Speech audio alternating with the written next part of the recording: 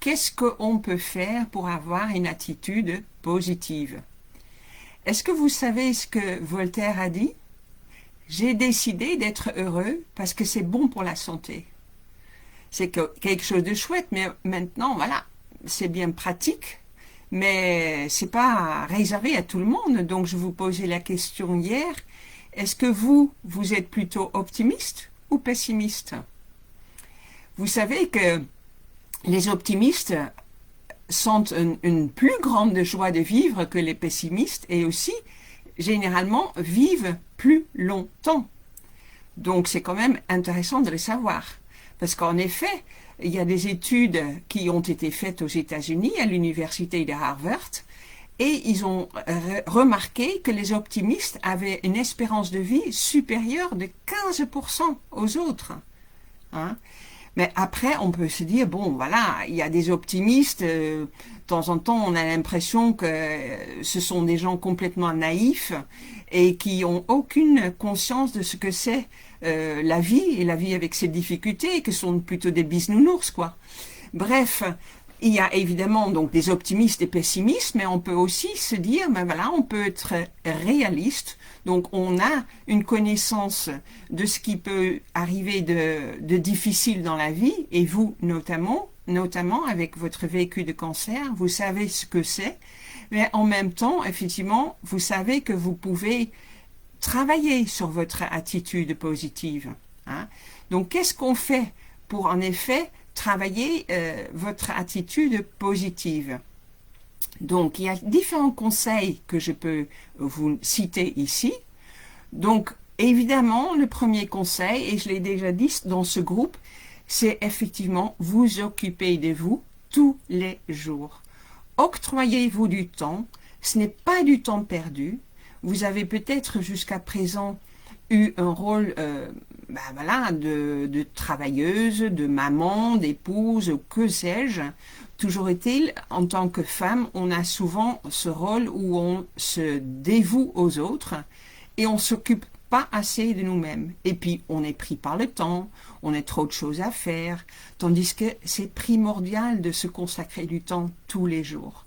De préférence, un temps calme. Donc, est-ce que ça peut être, par exemple, pour vous, le matin, en vous levant? Et certains vont dire, oui, mais le matin, justement, il faut que je m'occupe de mes enfants qui vont aller à l'école, je dois faire ceci, je dois faire cela. Mais dans ce cas-là, si c'est possible pour vous, essayez de mettre le réveil un peu plus tôt. Et si c'est pas le matin, ça peut être évidemment à d'autres moments. Chacun a sa manière de gérer son agenda.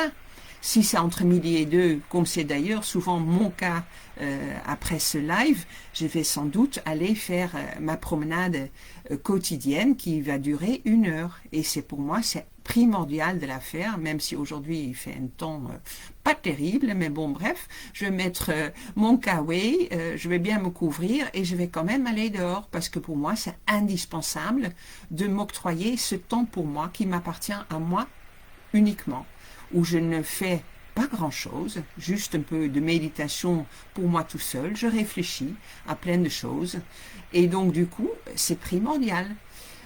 Donc, se consacrer du temps. Donc, ça, c'est la première chose que je voulais vous dire. Deuxièmement, ce qui peut être intéressant, et dans la mesure du possible, encore une fois de plus, de vous entourer de personnes qui sont plutôt positives, qui ont cette attitude positive. Si dans votre entourage, vous avez des personnes qui broient du noir, qui sont toujours dans une attitude négative, qui sont pessimistes, qui sont tristounes, ben, ne restez pas trop longtemps avec eux parce que ça se contamine en fait, en quelque sorte. Donc c'est quand même nettement plus agréable d'être entouré de personnes qui sont positives. Évidemment, on n'a pas tous les jours la possibilité d'éviter les personnes pessimistes, mais il faudrait réussir à vous protéger de l'impact qu'ils peuvent avoir. Hein, quelqu'un qui est effectivement complètement négatif et pessimiste et qui broie du noir et qui vous en parle, si vous êtes dans une journée où vous êtes un peu sensible, ça peut vous toucher et ça peut aussi effectivement vous rendre, vous, négatives aussi, et ça, c'est pas du tout agréable. Donc, dans la mesure du possible, donc les éviter, et plutôt, contrario de cela, trouver des personnes qui sont positives pour, ben voilà, voir des bons côtés de la vie, quoi. Hein. Troisième chose, ce que je vous ai déjà annoncé aussi d'autres fois, notez quotidiennement les choses pour lesquelles vous avez de la reconnaissance, de la gratitude. Donc ça peut être des choses extrêmement simples du style, voilà, moi ce que je peux vous noter, je suis reconnaissante d'avoir de l'électricité parce que vous avez vu, hein, j'ai passé 4 jours sans électricité la semaine dernière. Et quelque part, ça avait un côté sympathique aussi, hein, d'être autour du feu de cheminée, heureusement que j'ai une cheminée, de faire la cuisine chez ma voisine qui a une gazinière parce que moi tout est électrique. Voilà, donc j'ai de la gratitude déjà d'avoir retrouvé l'électricité, mais aussi de la gratitude par rapport à cette période de 4 jours sans électricité où on a passé de très bons moments avec notre voisine, mon mari et moi. Donc voilà, ce sont des petites choses de la vie et c'est important d'en avoir conscience, de savoir tout ce que nous avons, toutes les choses pour lesquelles nous sommes reconnaissantes. Mais vous, en l'occurrence, vous êtes en rémission, donc c'est quand même quelque chose de formidable, même si tout n'est pas gagné. Au moins, vous êtes en rémission et ça, c'est formidable. Et c'est tout à fait normal d'avoir de la gratitude pour cela. Mais si vous avez un petit cahier de gratitude dans lequel vous notez tous les jours des petites choses comme des grandes choses pour lesquelles vous êtes reconnaissante, vous allez voir d'ici quelques semaines, vous allez reprendre ce cahier, vous allez lire ce que vous avez écrit et ça vous amène le sourire aux lèvres. Voilà.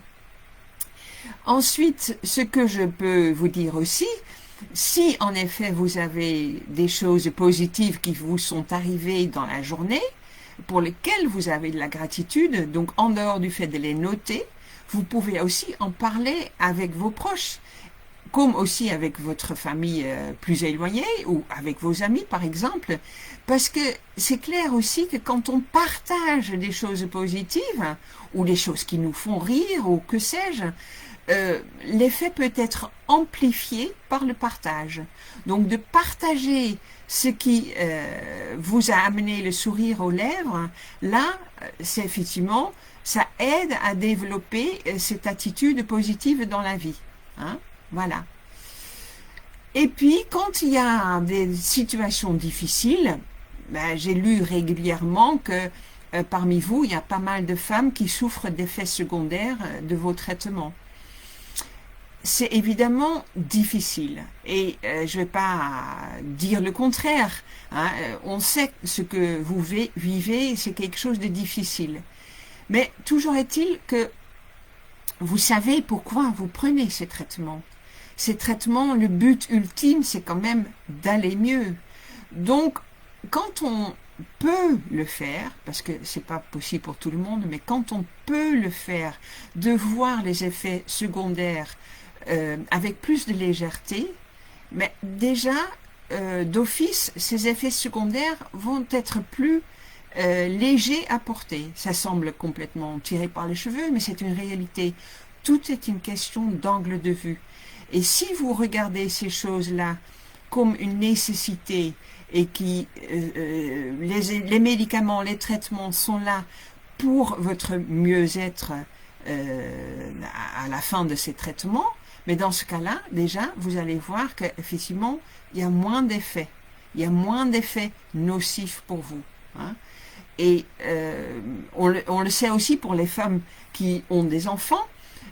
Quand on nous prépare à l'accouchement, ben, sur le moment, on souffre énormément avec les douleurs, etc., que nous pouvons avoir lors des contractions.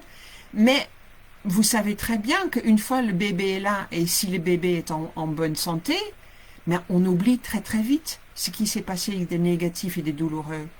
Donc, gardez ça en tête aussi, parce que ça peut vous aider à en effet, avoir une attitude plus positive par rapport à ce que vous vivez.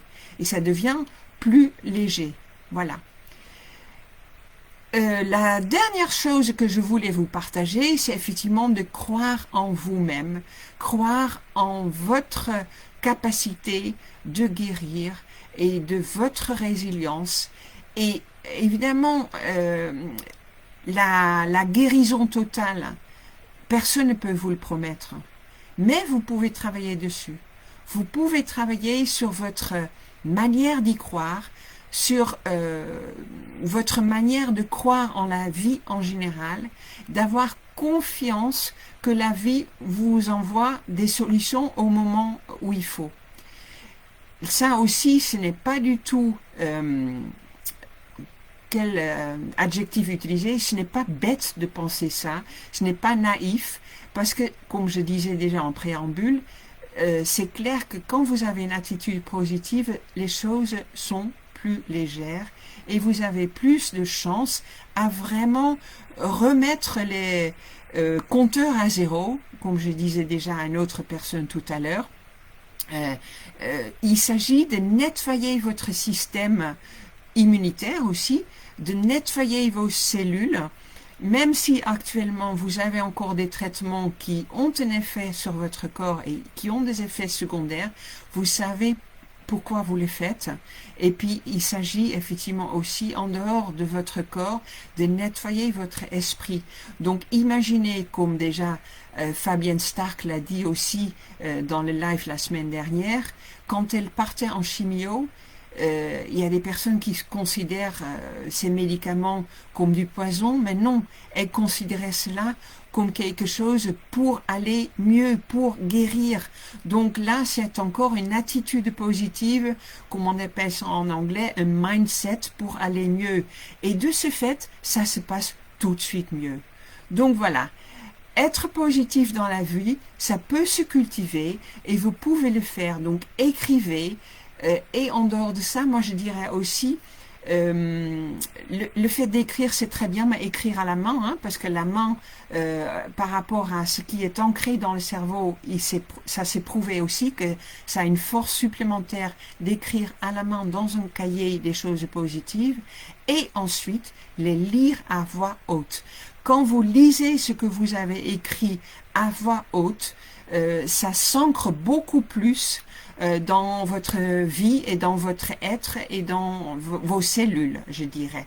Donc voilà, je vais relire cette phrase effectivement de Voltaire pour vous réitérer ce message.